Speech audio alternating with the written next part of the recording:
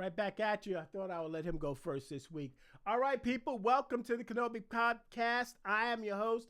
I am Chris Kenobi, and today we are going to continue. We're going to continue on our journey. A journey for what? Journey for who? We're looking for the chosen one. We're looking for Jesus Christ. We're trying to understand the most fascinating, illuminating, revealing book in the Bible, the last book, the book that nobody wants to talk about, the book that everybody stays away from, but we have bravely dug into it, the book of Revelation. We are looking for our chosen one. We are looking for Jesus Christ. And as we look to him, we have been through chapters 1 through chapter 7. We talked about Jesus talked about who he was. We talked about, he told John, write down what has happened, what will happen, and what will happen after. We talked about the 7 churches, talked about the throne of God, talked about the 24 elders. Go back and look for it. And we talked about last week those 7 sealed scroll judgments. We broke them all down. We took time, went through it, and it was fascinating. We talked about the 144,000 evangelists. We talked about the prophetic parenthesis that's embedded within these 7-fold judgments. And now we're going to jump back in, but as we have finished totally the 7 sealed scroll judgments, we are going to jump in today, jump in right now into the 7 trumpet judgments. And I'm going to have a little fun with this, but I'm also going to try to tap in to your brain. I'm going to try to tap into that spiritual imagination. I'm going to try to tap in with some visuals and some sound bites so you can understand really and feel. I want you to be John. I want you to be John. You are John. You are standing there watching this whole thing go down, okay? And so we're going to do that. But before I do that, I do want to give you a public service announcement to beware. There's a lot of talk going all over the internet, all on Facebook.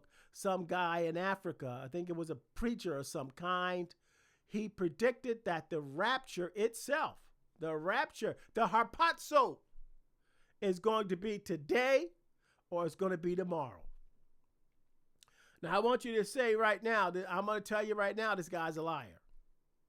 This guy doesn't know what he's talking about. Run. Don't give it your time. Don't give it your attention. Now, why? Because our chosen one himself said, no one knew the day or the hour. Nobody knows when the rapture is going to happen. We cannot predict the rapture. We talked about the old Jewish wedding when the bridegroom shows up suddenly. He doesn't announce when he's coming back. He just shows up for the bride. That's a symmetry of what the rapture is going to be about. Our bridegroom, Jesus Christ, is coming back for us. He's not going to announce it. Nobody's going to get a heads up on it. Just think about how your life would be. If you knew the rapture was going to be tonight, I bet you'd be on your knees right now. I bet you'd be confessing every single thing and really throwing yourself into Christ. But see, Jesus wants the authentic heart, not the heart that is just so terrified of him leaving them behind that they'll throw themselves at his feet. He wants that now. He wants you now. So he's not going to announce when he's coming back. But while we cannot predict the rapture, we have already proven to ourselves that we can predict the revelation, the returning of Jesus Christ. Remember, this is a twofold event. One place is the rapture. He comes back, meets us in the sky. The revelation is 7 years after that. That Shabuah, that 70th week of Daniel, that time of Jacob's trouble. We talked about that last 7 years of human history. That we can predict. And we can predict that to the day, because we realize in Daniel 9:27 that once the Antichrist, the prince who shall come, once he signs his peace treaty with Israel and the rest of the nations, the minute the last signature is on that piece of paper, we have just started the 70th week of Daniel. So you can count down 7 years from the day that that treaty is signed all the way down to the return of Jesus Christ, because that last day is when he's showing back up. So this guy's a liar. Run fast. Many people have done this over the years. One famous person was a man named Harold Camping, head of a radio station, risked it all and lost it all. Billboards all over the place saying the rapture was going to happen on the Pacific date, and it never did. So don't buy into this. Don't run around. If you're trying to get yourself right, keep trying to get yourself right. But don't think you're trying to get yourself right because the rapture is coming tomorrow or tonight. Because after that, you're going to go back to doing your own thing, and then the rapture just might come. You know what I'm saying? So you might just want to get right now, okay? And here's the thing. We're supposed to be living with this expectancy. You're the bride. You're the bride. You're waiting for your husband to show up, your bridegroom. You're excited about his return. You are looking for his return. You are carrying yourself as his bride for his return. So we should be living every day like the rapture is going to come, but we don't know when. But our expectancy is what's going to bring back our chosen one. All right, so let's jump into Revelation chapter 8. We're going to start with the 7 trumpet judgments. And these judgments are called the judgments of the thirds, because you're going to see a lot of third destruction throughout these 2 chapters. Tonight, we're going to be doing Revelation 8, Revelation 9, and then we're going to hit another prophetic parenthesis as we had in the 7 sealed scroll judgments with the parenthesis about the 144,000. So tonight, we're going to do 8, 9, and then next week, we're going to hit that parenthesis and then jump back in, okay? So let's do it. Let's go. Let's keep running the road. And if any of you that are just jumping in, if any of you by chance that may have recommended these sessions to maybe a friend or family member, I would strongly suggest, I would strongly ask you to do that, to share this, because as you see what the earth is going to look like, when you get an idea of what you're being saved from, you won't want anybody down here that you know and care about. When you see what they won't be getting saved from because they don't know the chosen one, it's going to touch your heart. It's going to touch your heart. It's going to touch you in a way like, I don't want you put the name in for that person. When you look at this tonight, I want you to say to yourself, and you put the words in, I don't want to go through this. I don't want to go through this type of life. I don't want them to go through this, to see this. You put the name in, have God anchor that name to your heart. Start praying for that person. Start praying for those people. And then recommend they jump in and start at the first session for our search for the chosen one. All right, let's go. All right, so we're going to hit it and hit it hard. Let me just, first of all, wet my little whistle here with my little Kenobi cup. I love Kenobi. One day I'm going to give you props. I'm going to do a Why I Love Kenobi session, okay? But right now, let's go. Okay, so it says, the first angel sounded its trumpet. That's powerful. You got to admit, Kenobi and I have a flair for the dramatic. I'm going to touch your visuals. I'm going to touch it today. I want you to understand there is 7 angels with 7 trumpets, and they have prepared themselves to sound. Okay. So the first angel started its trumpet. Okay. The first angel started its trumpet, and hold on here. I'm just trying to get something. There we go. First angel sounded its trumpet, and there came hail and fire mixed with blood, and it hurled down on the earth. A third of the grass was burned up.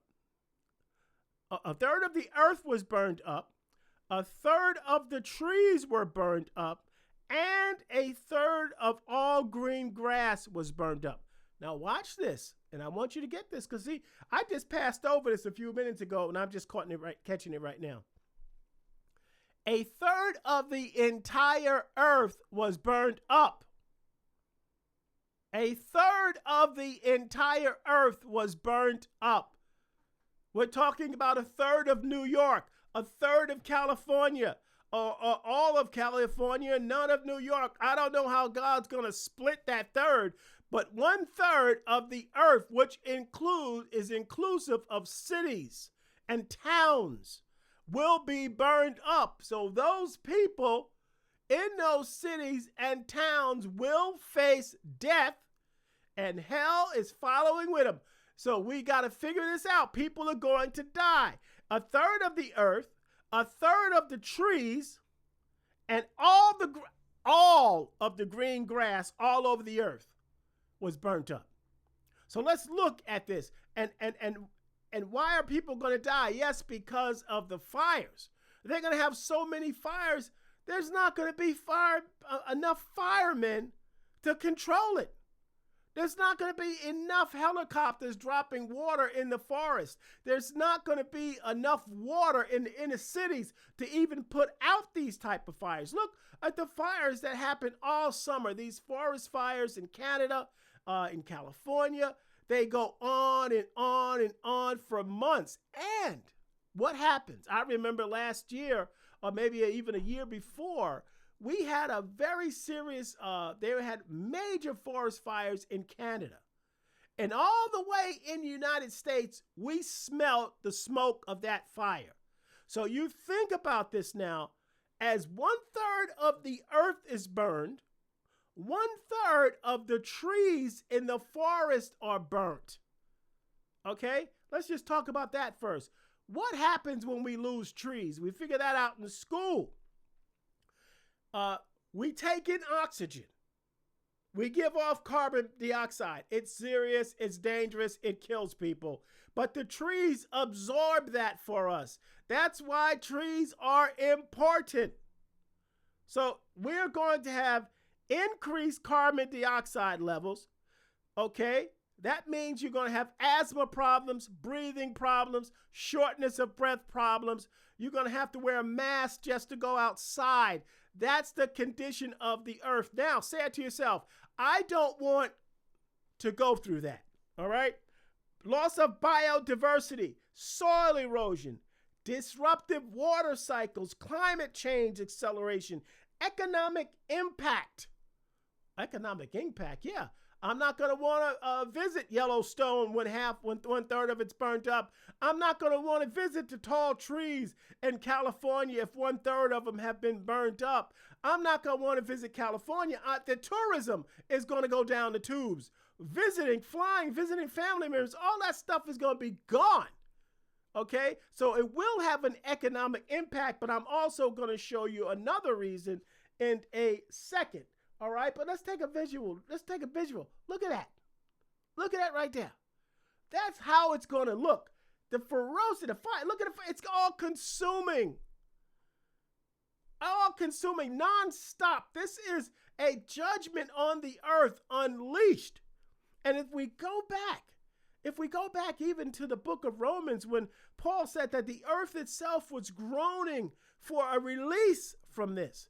The earth itself, how we treated her, how we treated the earth, what the stewardship that God gave us with this planet that he created. It has been abused. And so now all of it, God is just burning it all down. Look at that fire. Look at that fire. Feel the heat. Feel the destruction. And say to yourself, I don't want to go through that. Okay? So let me show you something else that I picked up in the book of Joel. And this is important, the book of Joel. All right, so I'm going to start reading to you. And Joel chapter 1, verse 13. I'm going to give it to you straight. Put on sackcloth and lament, O priest. Wail, you ministers of the altar. Come, spend the night in sackcloth, ministers of my God. Because the grain offering and the drink offering are withheld from the house of your God. Consecrate a fast. Call a sacred assembly. Assemble the elders and all the inhabitants of the land to the house of your God and cry out. There's not enough of this going on right now. Cry out to the Lord. Alas, For the day of the Lord is near, and like devastation from the Almighty it comes. Now let's keep going, because I'm going to show you how this all makes sense. And as I said before, as I said all the time, if you get nothing out of this whole deal, what you will get out of this is there is an architectural design of the Bible. This is one book. It's one whole book. It flows from the beginning through the end. The beginning just pushes us forward. It pushes us forward with prophecy and patterns and predictions. And it just comes to reality when we get to the second part. Okay? So let's keep going. Joel says, a prophet says, have not the food been cut off before your eyes? Joy and gladness from the house of our God. The seeds have shriveled under the shovels. Why? Because of the fire. He says this, the storehouses have been deserted. The granaries have been torn down. Why? Because the grain has dried up. Now, we talked about what the trees do. Let's take a second here and just talk about what the grass and the loss of the grass on the earth is going to do. Cows eat grass, sheep, chicken, pigs wallow in mud with grass. Most of the animals we eat depend on grass.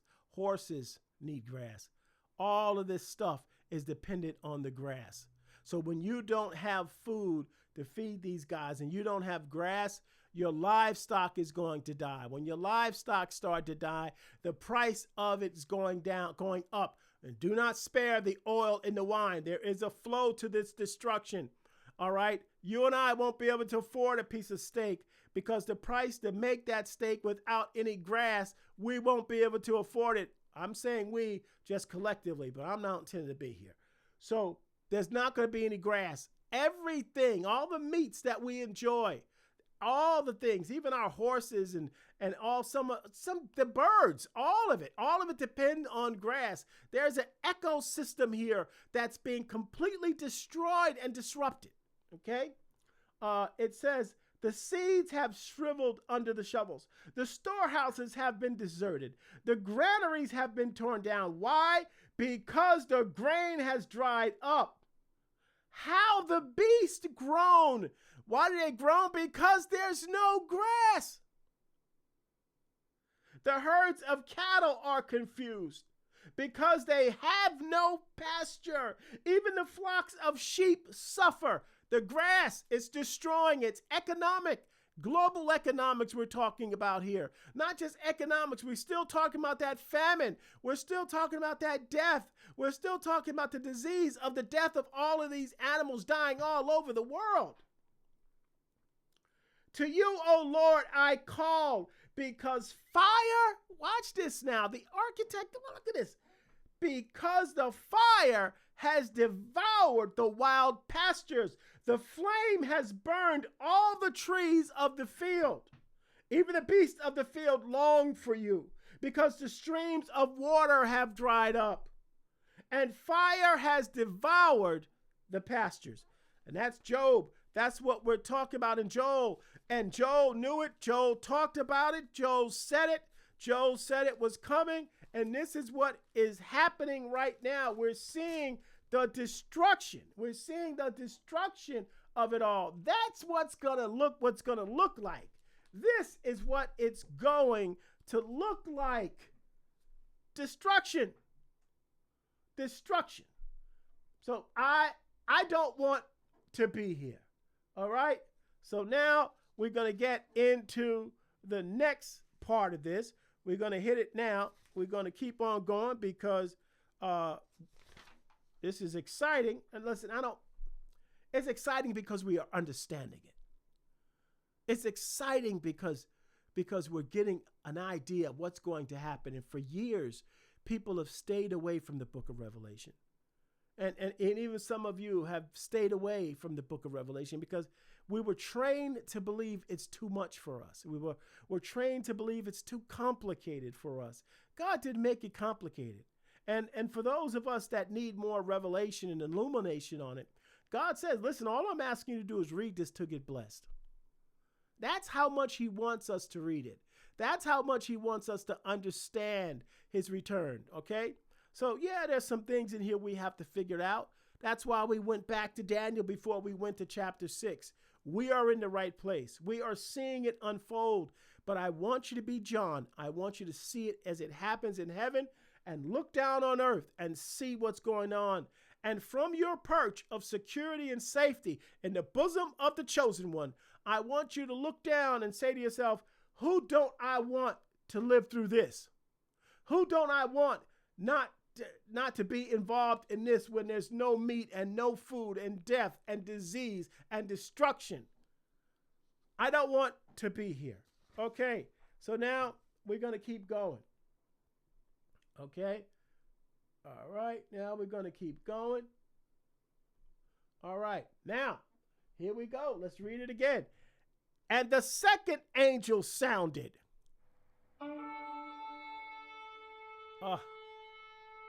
Just imagine that in heaven. We're all there. Just imagine that. We see these angels show up, and they're all lined up, and they're ready to go.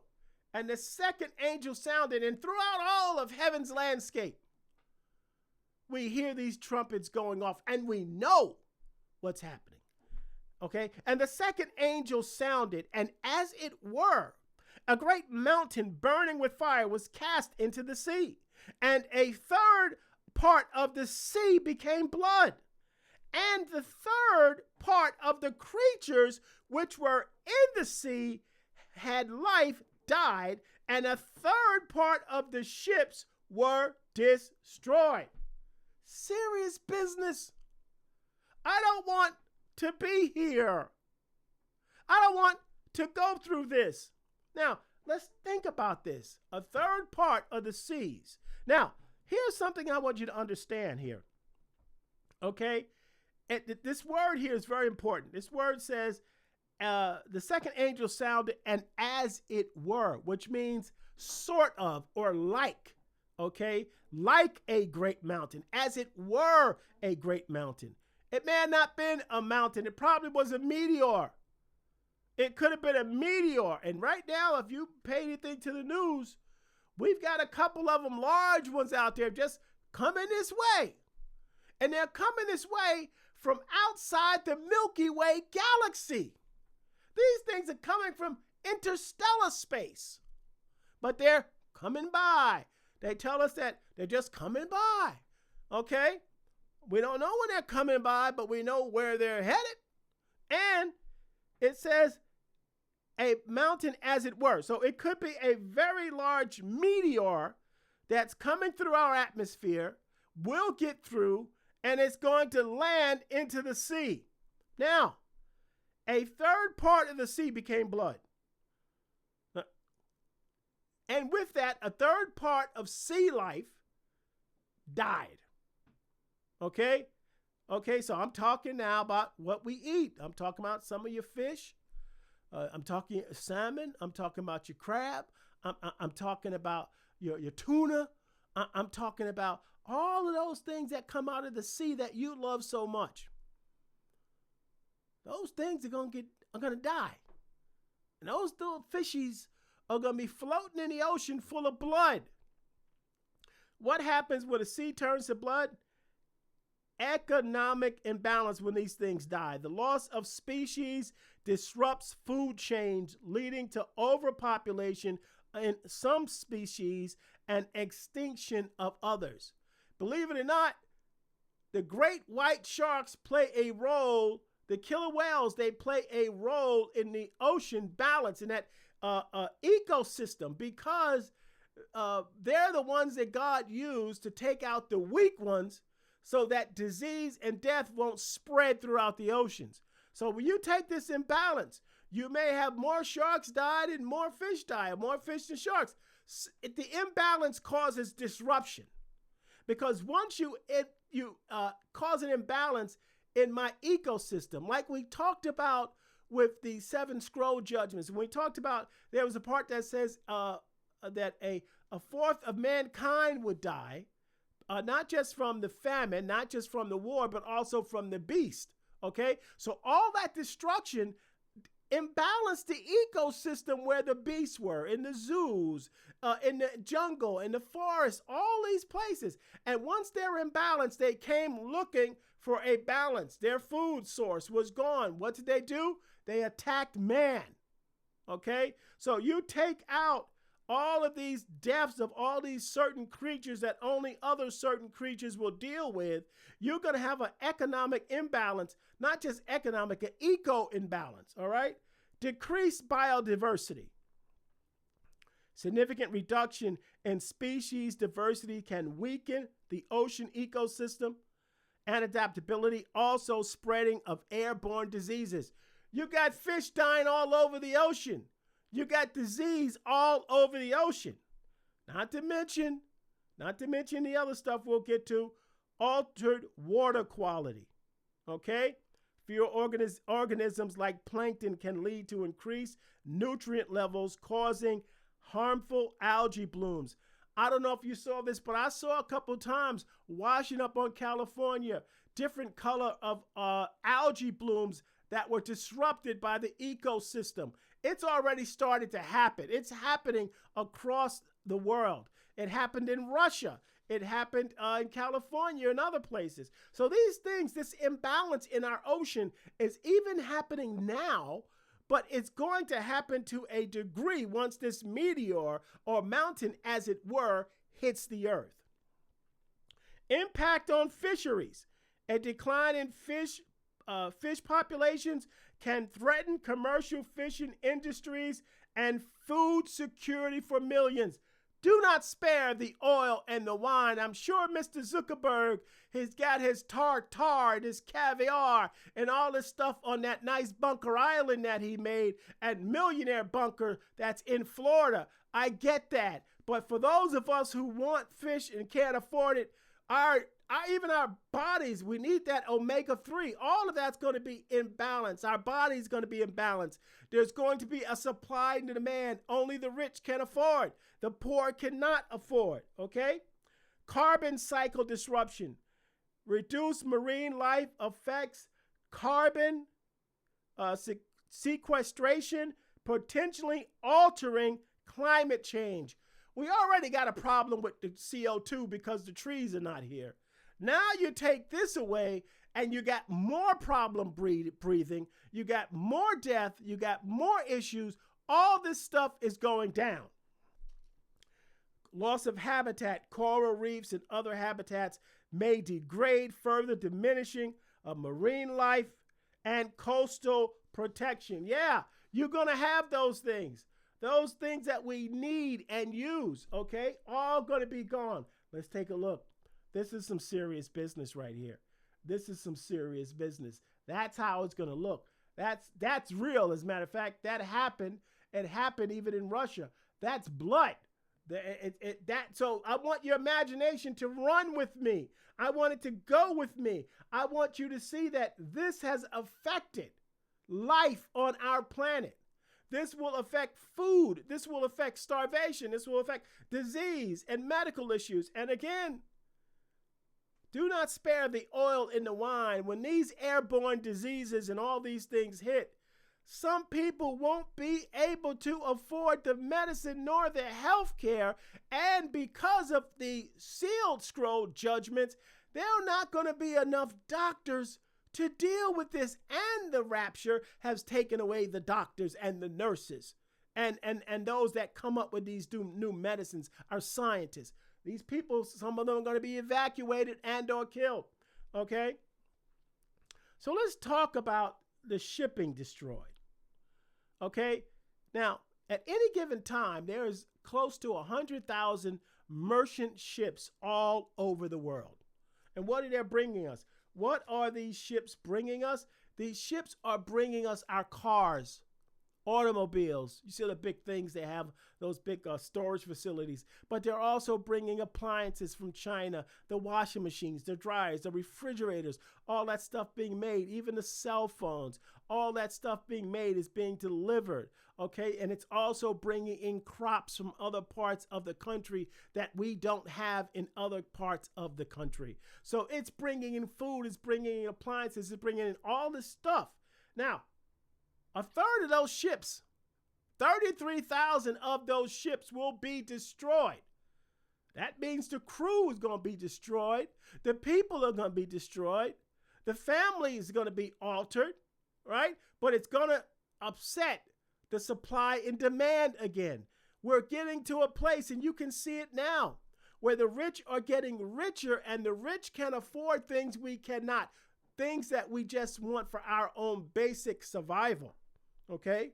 So increased shipping cost.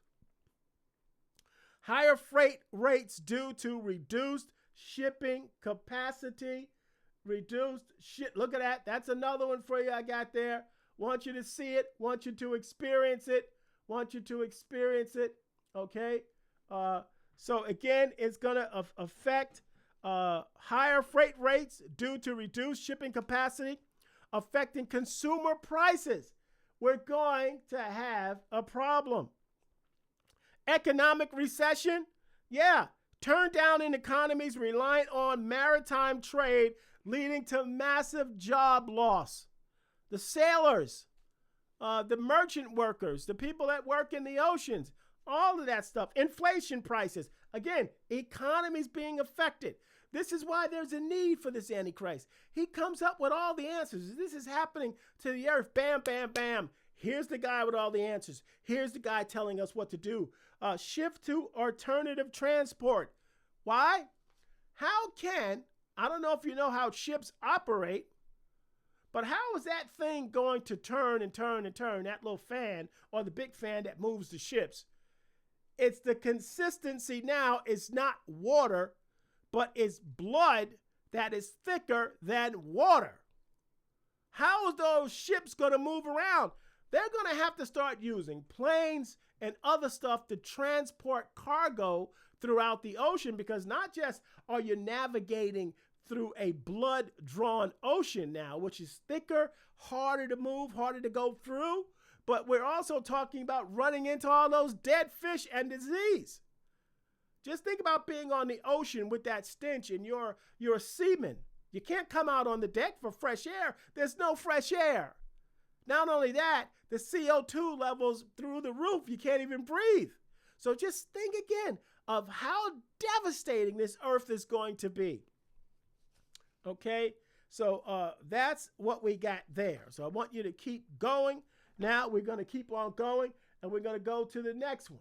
Okay, all right. And then it says, and I'm going to have fun. It says, and the third angel sounded. Oof. That's got to give you chills. It's got to give you chills. You're going to be watching from the mezzanine.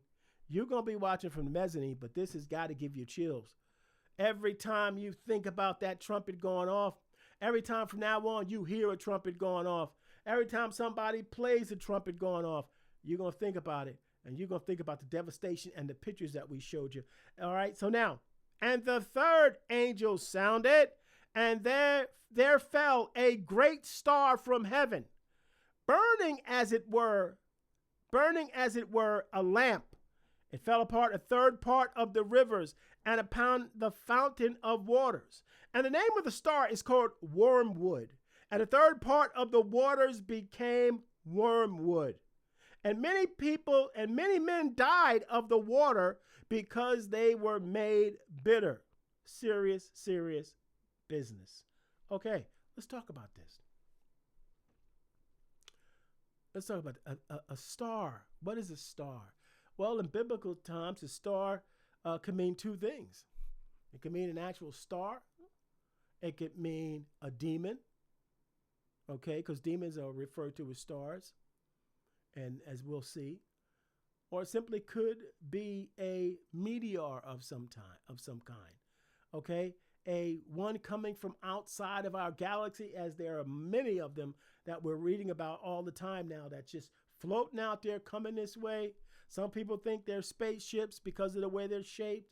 Some people think that they're just going to bring another extinction event to the earth, okay? But they are out there. But this could be one of those things that's coming this way, a meteor that is poisoned by atmosphere and gases from another galaxy, okay? And as it says, and there are some out there coming this way, just look it up on Google. But watch this, okay? So it says, and the name of the star is called Wormwood. Now this turns this a little bit because the Russian name for wormwood is Chernobyl. Chernobyl was that nuclear plant accident disaster that happened in Ukraine decades ago. It brought about devastation, radiation poisoning, still can't go back to some of these places. So it's called Chernobyl. So that leads me to believe not that this is and they could, some people believe that this could be a result of a war, a nuclear war. We already had that, okay? I'm willing to think that, and it's calling it Chernobyl because of the radioactive poisoning that this star, this meteor is going to bring on the earth. So that's what it's called. But this is a thing in Ukraine called Chernobyl. Look it up. Now, let's see what's going to happen. And now we're talking about us, okay? At first, we're talking about the rivers. We're talking about the seas. Now it's coming into us. First, it affected the seas. Didn't affect your drinking water, did it? But let's talk about it. The rivers are destroyed, okay? The loss of fresh water supply. Poland Springs are gone. They're gone. A significant reduction in available fresh water for drinking, agriculture, and industry. Gone. That means we're starving for water. Okay? But do not spare the oil and the wine. I'm sure Mr. Zuckerberg and the billionaires on Billionaire Bunker in Florida has got more than enough water stored up. Okay? So water is going to be in high demand. The faucets, all of it, they're going to be poisoned by this radiation because that's where it all comes from. There's major rivers in the United States, all right?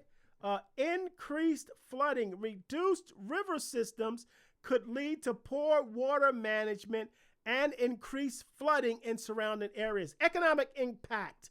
Industries reliant on river water, such as fishing, tourism, will suffer. You better believe they're going to suffer. Third of the sea's already knocked out. But they're talking about the fishing boats that will go on the ocean for a day, and you reel in your nice big one, take a picture. Gone.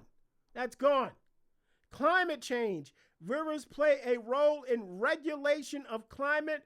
Their loss could exacerbate climate change effects. Displacement of communities. Yeah, you're going to be moving where the water is. You're going to be leaving places where there isn't water. And look what happened in Michigan. The Chernobyl, the Wormwood. Those people were drinking poisoned water and it killed many of them. Can it happen? Did it happen? Will it happen? Yes, yes, and yes. Okay? So let's keep on going. Let's keep on going here. This is serious business. All right? And it says, and the fourth angel sounded.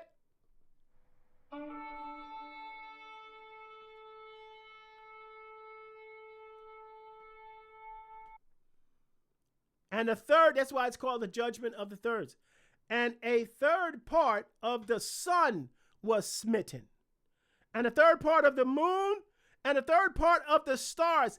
Cosmic events. We talked about meteors coming from other galaxies. We talked about them coming from outside the Milky Way galaxy. We talked about these things that are up there. Now, once again, first we're doing this. Now we're doing the rivers are being destroyed. We're being barreled by meteors. And now a third of the stars are gone. You can't map them. You wake up and they're gone. A third part of the sun is gone. Third part of the moon, a third part of the stars. So as the third part of them were darkened, and the day shone not for a third part of it, and night likewise. And I beheld and heard an angel flying through the midst of heaven, saying with a loud voice, Woe, woe, woe to the inhabitants of the earth, by reason of the other voices of the trumpet of the three angels, which are yet to sound. Woe, woe, woe. Can you tell me it's going to get worse than what we're getting now? These angels are announcing to us that it's going to get worse, people, as we are looking over at the mezzanine in awe and in the safety of our chosen one. We are just thinking, oh, is this it, Lord? Is it it? And the angels just tell the whole host of heaven, no, you guys ain't seen nothing yet. Okay? So let's think about this for a second. What's going to happen? Nighttime changes. No stargazing. You know, when I was growing up, my father had a stargazer. He taught me how to stargaze. It was a little box, but he took us in the backyard, and he took us and showed us how to stargaze. Okay? So we're talking about you can't map the stars. The stars are gone. But this also affects navigation. Sailors still depend on the stars. Boats and captains still, when all technology fails and your compass doesn't work and your magnetic drive doesn't be able to get, and your ship's autopilot somehow cracked, they depend on the stars as they did in days of old to figure out where they are and to navigate to another place. Okay? This also affects the airlines, the flyers, the pilots. You get up there and something goes wrong. How are you going to know where you are if your compass goes down, if your technology fails? Because they can look at the stars and figure out where they are and plot a new course line to land safely. That's not going to happen. Satellite disturbances. Okay?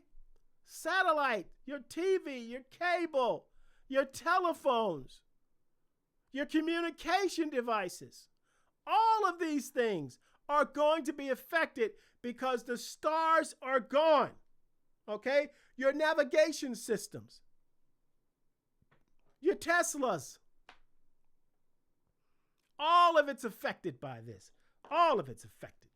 Okay? Now, what else we got? Astrophysical consequences. The gravitational balance of galaxies could be affected, potentially altering their structure over time. Cultural impact. Many cultures and religious practices tied to the stars will be altered. There goes a lot of stuff.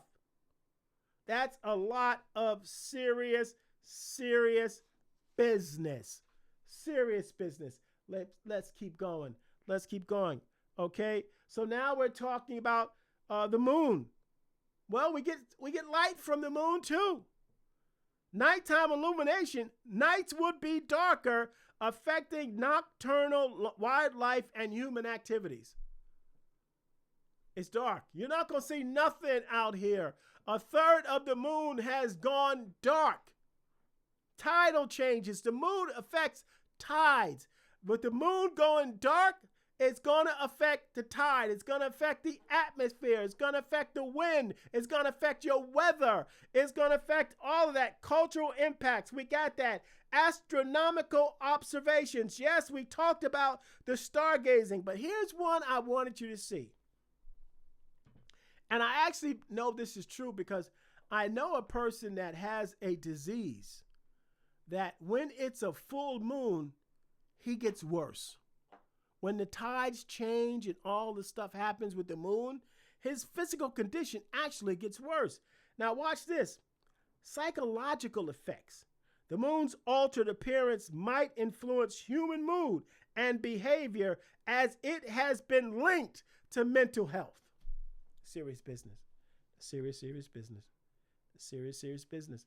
That's what we're talking about with the moon. That is what we're talking about. This stuff is going to hurt people. This stuff is going to hurt. But I'm not done yet.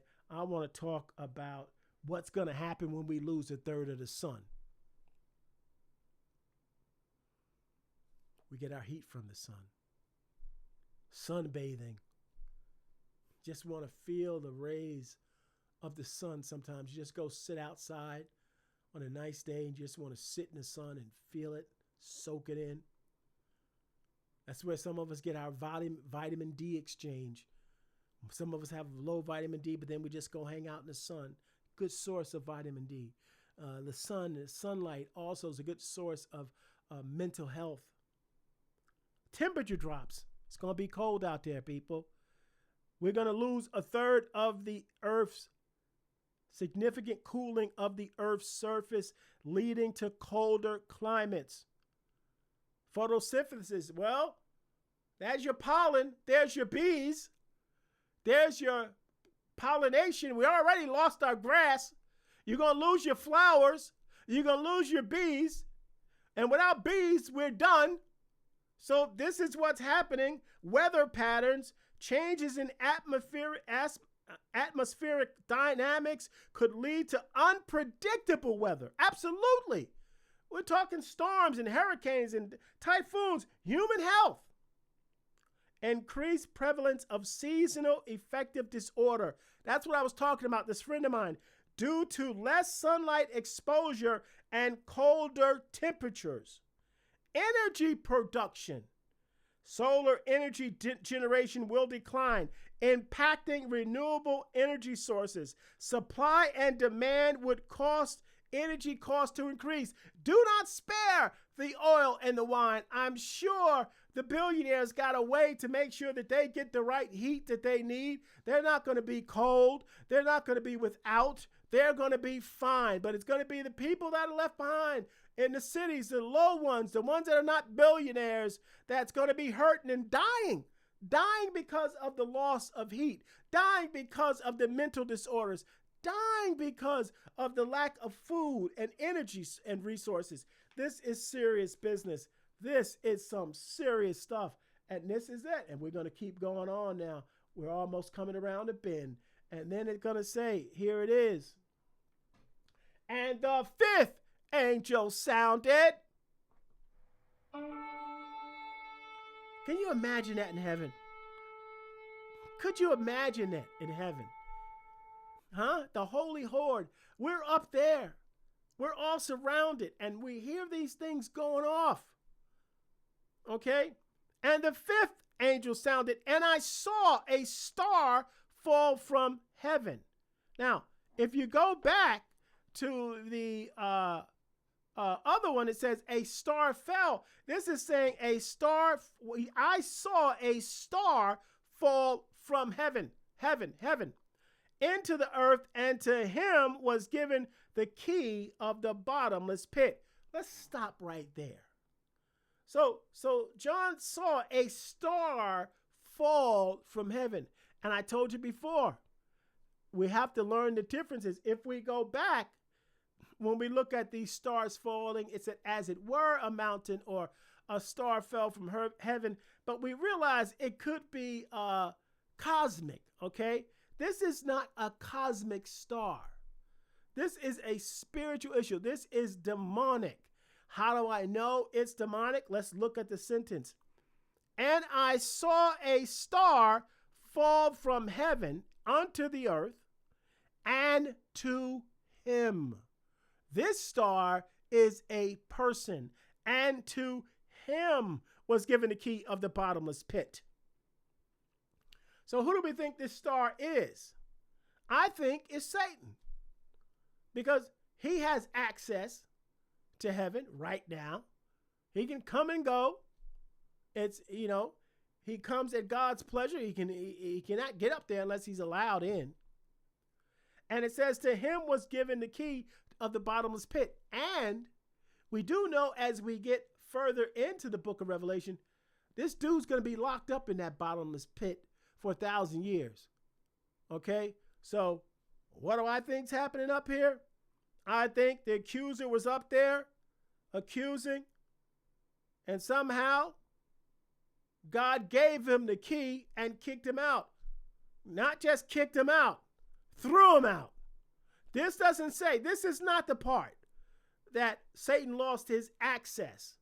There is a time when he will be kicked out of heaven later in the book, in this book, that he will then finally forevermore lose access to heaven. But this is not that time.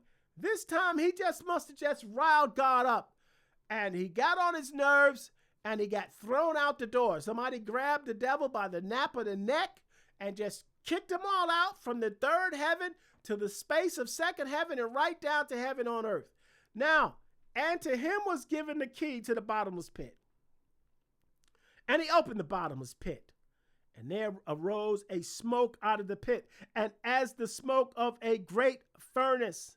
And the sun and the air were darkened by reason of the smoke from the pit. This is serious business. And this is where it gets a little spiritual, demonic, or technical. Some people believe that this passage of scripture describes a war event, a nuclear event. As you talk about we get further in, it looks like it could be a weapon system. But you know what? I'm willing to believe that God didn't make this too difficult for us to understand. I think a bottomless pit is a bottomless pit. There was a chasm between hell, and hell paradise. And in the middle, there was a chasm. Okay? So it exists. It exists. Okay? And then it says, and he opened the bottomless pit, and there arose smoke out of the pit, and smoke out of a great furnace. I just think whatever it is, it's smoke. And it makes sense. Why does it make sense? Because we already had the smoke from the trees damaging our air. We already had the smoke from the grass damaging our air. We already had the fish, the wildlife, the river systems, all of that affecting our air. This is just more smoke and ash coming from this pit. It's serious business. People are going to die because they won't be able to just breathe. They're not going to be able to afford oxygen. The elderly, the young children, all of those. When I say young children, I am talking about teenagers. Okay? These people are going to die because they can't breathe. Okay? And just think about someone that spent their whole life on cigarettes. And this starts to happen. On top of years and decades of smoking, people are going to die. Okay, so, and there came out of the smoke locust upon the earth, okay, unto them was given power as scorpions of the earth have power. And it was commanded them that they should not hurt the grass of the earth, neither any green thing, well, because there ain't none, neither any tree. Well, a third of them already got crushed. So I guess God don't want to make it any worse than it is. But only those men who have not the seal of God in their foreheads. We're talking about the unsaved again. We're talking about the unsaved again. This is for those that are not saved, which indicates here, though, that at this time, there will be Christians on board down here. There will be tribulation saints on board because God is making a distinction from those that have the seal, which is the 144,000, and those that are saved and sealed by God, those tribulation saints. Okay? Now, and to them it was given that they should not kill them, but they should torment them 5 months. And their torment was as the torment of a scorpion when it strikes a man. And in those days shall men seek death, and shall not be able to find it. We're talking about a demonic horde of hosts. A demonic horde of hosts. Okay? We broke it down. It's Satan. He has the keys. He's going to go there for 1,000 years. I guess God just wanted him to see where he was going, because he ain't going to have those keys when he's locked up down there for 1,000 years. Okay? So we talked about the burning and the smoke. Now we see coming out of this pit demons. I don't believe that these are weapon systems. We already had a world war, okay? We already had one before or after the rapture, where Russia went with boots on the ground of Israel, and it took Israel 7 years to clean up the mess from the nuclear destruction and the weapon systems, and they used it. Now watch this.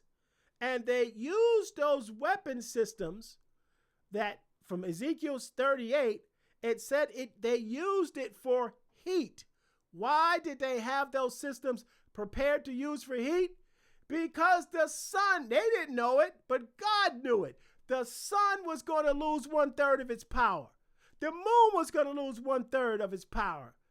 And they used it for heat, Ezekiel 38. Now, these demons are in the world. These are demons. Demons are real, people. A lot of people don't want to believe it, but demons are serious business. They're real. They exist. They operate in our lives, in the lives of the unsaved, and even provoking the lives of the believers on an everyday basis. Churches don't want to talk about demons no more. Why? Because they think that people will get turned off and think that their pastors are crazy to talk about demons. But those same people that you're not talking about demons are the same ones that are going to watch those scary movies. Those scary movies, Final Destination and all this other scary, Exorcist 28, all this other stuff they're going to watch, because there is an inherent need of knowledge to know that these things exist. And if you don't tell them that they exist to protect them, the enemy's going to make them realize they exist to shackle them. So that's the serious business. Now, it said these things are given 5 months to torment. Now, watch this. So this season of time, with these demons have full power, will be 10 months. Why do I say 10 months? 5 months you're in torment. If you get bit, they've got 5 months to operate. 5 months to torment you. And the torment lasts 5 months. So if I hit you, if I bite you on day 1, in 5 months, you're clean. But if those demons attack on the last day, which is 5 months is 150 days, okay? So on the last day of their ability to do whatever they're doing, if you get bit, you don't suffer for a day because the 5 months are over. You still got to suffer for 5 more months, okay? So the span of the suffering and the span of the torment could be encapsulated in 10 months, depending on how many, no matter how many they snatch up and bite on that last 150 days, you still got to go. You still got to go 5 more months in your torment, okay? Here's some serious business. And you want to say, how is this possible? How is this one possible? And in those days shall men seek death. They're looking for death. They want to die. The torment is so bad. And shall not find it. They're going to be begging to go out, but they're not. God's not going to let them go out. They're going to suffer for those 5 months. And shall desire to die. But death itself shall flee from them. Death won't touch them. Death don't want nothing to do with this, because God is saying, you will not touch these people. I want them to torment. How is that going to happen? I mean, there's some serious business. I believe in this time period, supernaturally, people will be prevented from dying for this 10-month period. They're going to be in so much torment they're going to want to, but God won't let them go. Okay? No matter what the circumstances were. I know we can think up some gory things of how you could take yourself out, but I'm telling you right now, that's not going to work. For whatever supernatural event, God is sovereign, and God is going to prevent them from taking themselves out. They are going to have to suffer. Okay? Now, how do I know? How do I know that these are in fact demons? Okay? I'll tell you in a minute. Let's keep reading. And the shapes of the locusts were like unto horses prepared unto battle. Again, another reason why some people think that this is military. Prepared unto battle. And on their heads were as it were crowns like gold, and their faces were as the faces of men. Again, some people think tanks. I think demons, and I'm going to tell you why in a minute. And they had hair as the hair of women, and teeth were as the teeth of lions, and their breastplates as it were. Remember that word? As it were. So in other words, their breastplates were like breastplates of iron, and the sound of their wings was as the sound of chariots of many horses running to battle. And they had tails like unto scorpions, and there were stings in their tails, and their power was to hurt men for 5 months. I've got 5 months to hurt you, and you've got 5 months to be in torment. So if I hurt you on day 1, after the 50th day of your 5th month of your torment, you're cool to go. But if I bite you on the last day of my 5 months allowance, you still got to be in torment for 5 months. That's my 10 months. Okay? But watch this. And they had a king over them, which is the angel of the bottomless pit, whose name in the Hebrew tongue is Abaddon, but in the Greek tongue have his name Apollyon. Now watch this business. Watch this. You know, sometimes you wonder why God does things. Sometimes God just throws something in the Bible and you don't even know why, because it don't make no sense. Okay? But I want to read you something right now from Proverbs 30:27. Proverbs 30:27. And this is, again, is serious business. Why did God put this here? Because God knew that we were going to try to figure out about, are these demons, or are they something else? Are they really locusts? Okay. Proverbs 30, okay, 27 says this: the locusts have no king, yet they go forth all of them by bands. The locusts don't have a king. There's no one in charge of a band of locusts. They just go as a band of locusts and do what they do and leave. But these locusts, demonic locusts, they have a king, the king of the bottomless pit, whoever was in charge down there. These must have been a bad group of hombres, if you will, that God locked up in this pit. But they had a king over them, which is the angel of the bottomless pit, whose name in the Hebrew tongue is Abaddon, but in the Greek tongue had his name Apollyon. One woe was past, and behold, there comes 2 more woes thereafter. Serious business. Serious business. I'm serious business. Look, I'm going to give you a visual. This is one of the closest things I found that look like these guys. But let's look at in the natural. What happens when you get bit? What happens when you get bit by a locust? Redness and swelling at the bite site, itching and burning sensation of the skin, pain or tenderness in the affected area, development of small blisters and welts, possible allergic reactions such as hives, in rare cases, fever or systemic reactions may occur. Now, you times that by a demon, and these guys are going to be in some serious torment for 5 months. They're in some bad pain. I don't want to be here. I don't want to get bit by this for 5 months. I don't want to seek death and can't find it because they're in so much pain. Like, subscribe, and share. Like, subscribe, share. Share. Okay, now we're going to keep going because this is serious business. This is still serious business. Here we go. Here we go. Here it is now. And the sixth trumpet sounded.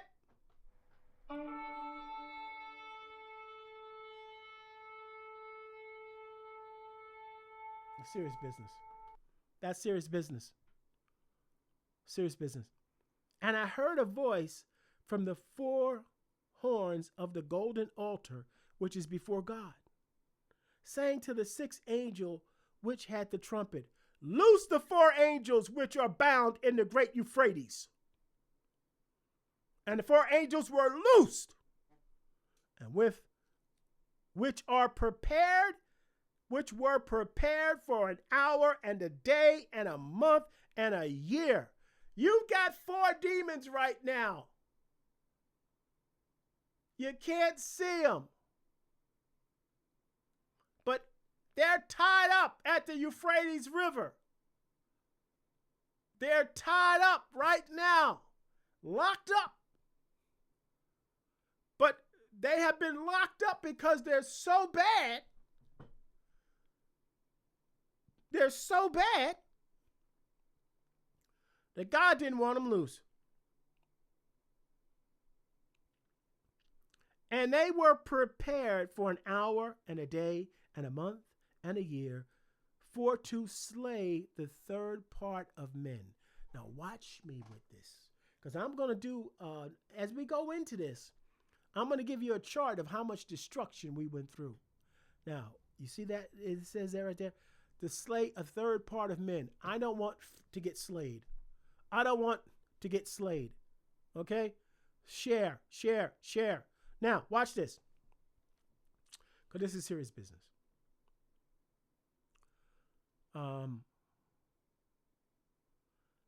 In the first round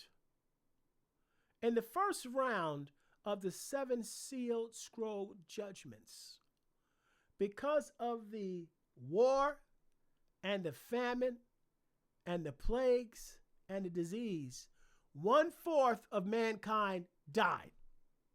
We went through that when we went through the 6 sealed scroll judgments, the 7 sealed scroll judgments. So that left 75% of the human population on earth. All right? So let's just make this easy. Before that sealed scroll was cracked, there was 100 people on the earth. That crack of that scroll took out 25.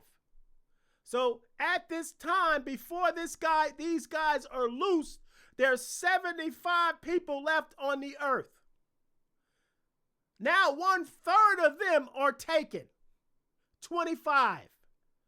So right now, half of the earth's population has been destroyed in terms of mankind.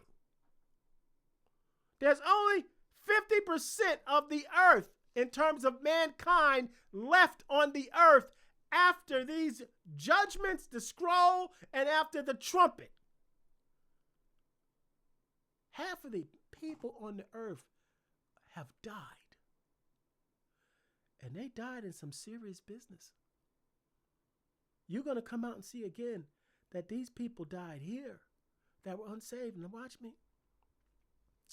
And the number of the army of the horsemen were 200,000 thousands. That's 200 million. Again, that's why people think this is coming from China. It's estimated that China has 200 million soldiers. So people think that this is a soliloquy to China. I think it's plain and simple. I don't think so. China comes in this in the last part, but China is not coming in this right now. This is not China. We'll get to China. Okay? All right. All right. And it says, and thus I saw horses in the vision. Now, some people say he saw horses because John didn't understand what a tank looked like. I think it is what it is. We're seeing the demonic. We're seeing God now unleash the supernatural upon the earth that we have doubted for so long even existed. And thus I saw horses in the vision, and them that sat on them having breastplates of fire and of jacinth and brimstone, and the heads of the horses were as the heads of lions, and out of their mouths issued fire and smoke and brimstone. And by these was the third part of men killed by fire and smoke and by brimstone, which issued out of their mouths. For their power is in their mouth and in their tails. For the tails were like unto serpents, and had heads which they do hurt. They're gonna hurt some people. They hurt people. That's serious business. These things are serious, serious, serious, serious business. I don't want to be here. I don't want to go through this. You've got a responsibility. You have a solemn responsibility. You cannot just care about your own safety and think about everybody else going through this, and you say nothing about our chosen one. It's a serious business. And if sometimes we don't know the words to say, direct them to something. Hey, there's this crazy guy on the internet talk about Star Wars all the time, but he wraps up in Bibles things. So I'm just doing, he's doing a session. Why don't you watch this with me one Sunday?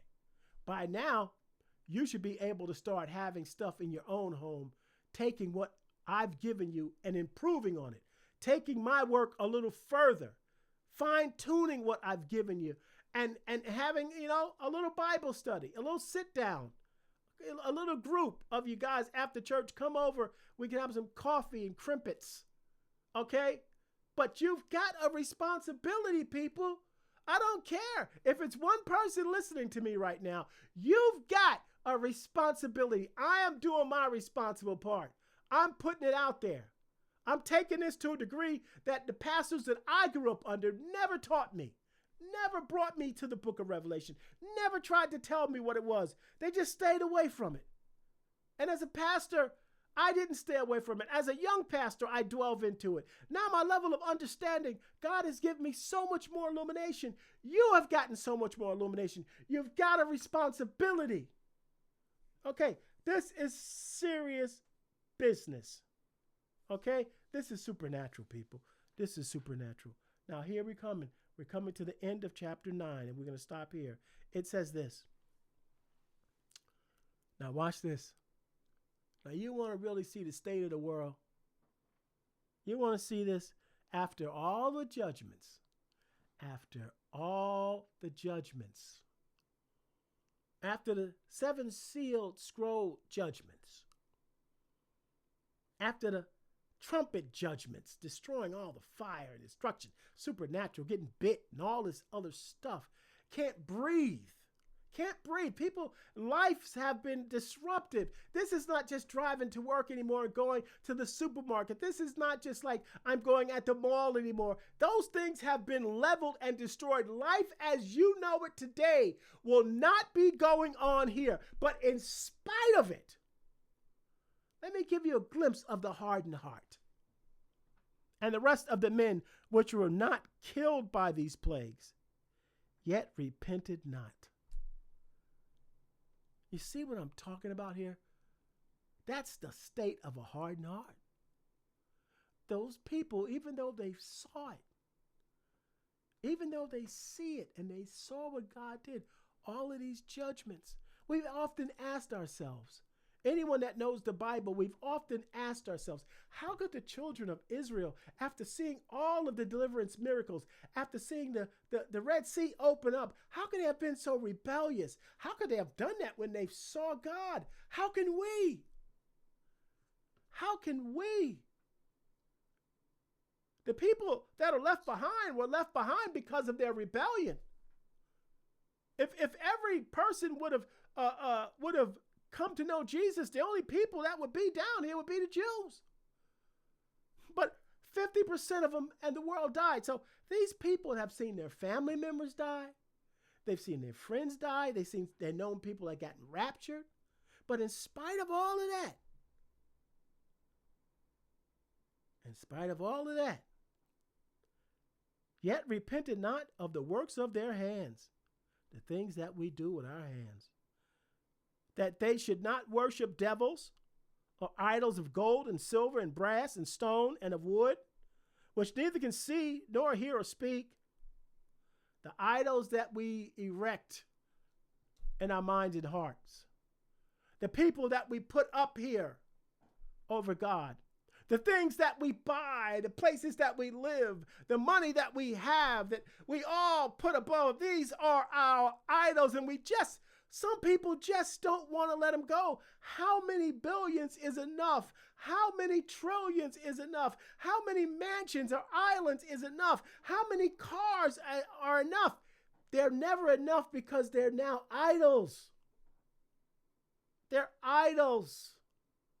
And they won't let them go. You can think about the rich people. Elon, with all of his millions, could be left behind seeing all this stuff go on. And all he's saying is, let's go to Mars. He would refuse to repent. And I'll leave it at that. You know some other people. And I'm not just talking about billionaires. These are people. These are normal people. These are some of your neighbors that you left when you got evacuated. They refuse. They refuse.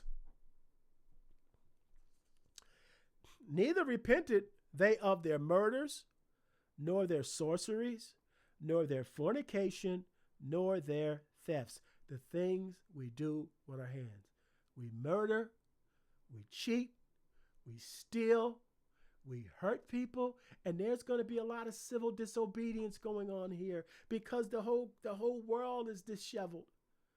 Laws are thrown out the window. How could that be? Well, we're throwing laws out the window now in small steps. It's going to be so easy for there not to be any laws anymore. And so they refused of their murders, of their sorceries. This is a very important word.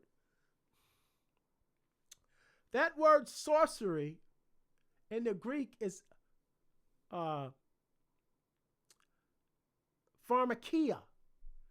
It's where we get the word pharmacy, pharmaceutical.